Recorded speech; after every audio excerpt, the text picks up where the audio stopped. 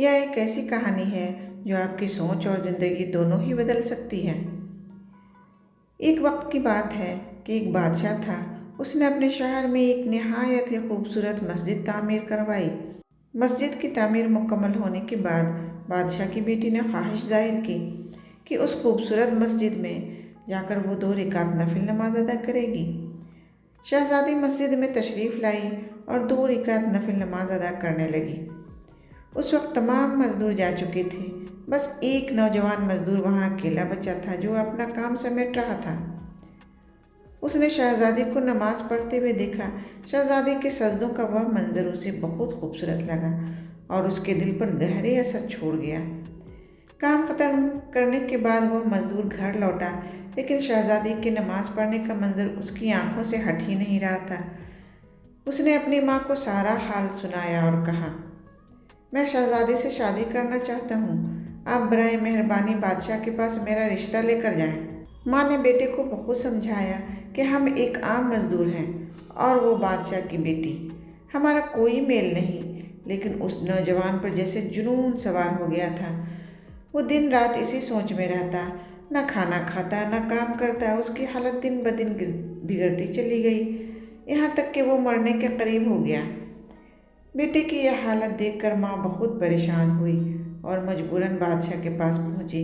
اس نے بادشاہ کو اپنے بیٹے کی ساری کہانی سنائی۔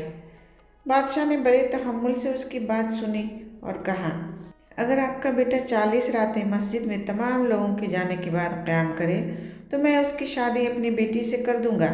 بادشاہ نے یہ بھی کہا کہ اس کی نگرانی کی جائے اور اگر وہ 1 رات بھی نہ آیا تو یہ رشتہ نہیں ہو پائے گا۔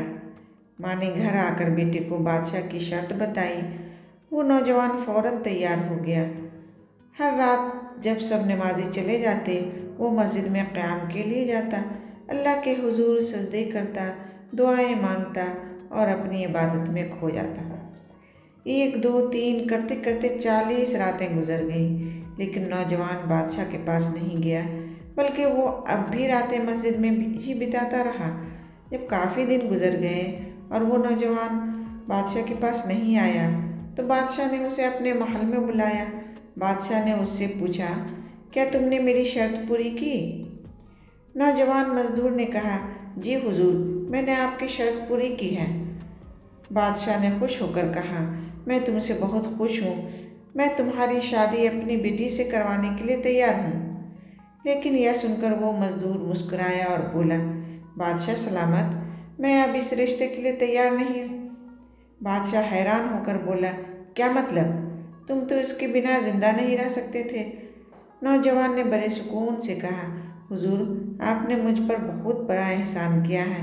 جب آپ نے مجھے 40 راتیں مسجد میں قیام کرنے کا حکم دیا تو میرا مقصد کچھ اور تھا، لیکن ان راتوں میں سجدوں کے دوران مجھے جو سکون ملا اس کا مقابلہ دنیا کی کسی بھی چیز سے نہیں کیا جا سکتا۔ مجھے سمجھ آ گیا کہ میری محبت آپ کی بیٹی سے نہیں بلکہ اس منظر سے تھی جہاں وہ اپنے رب کے حضور سجدہ کر رہی تھی، اور اب جو مجھے مل گیا ہے وہ سب سے بڑھ کر ہے۔ یہ کہہ کر وہ نوجوان سکون اور اطمینان کے ساتھ واپس چلا گیا۔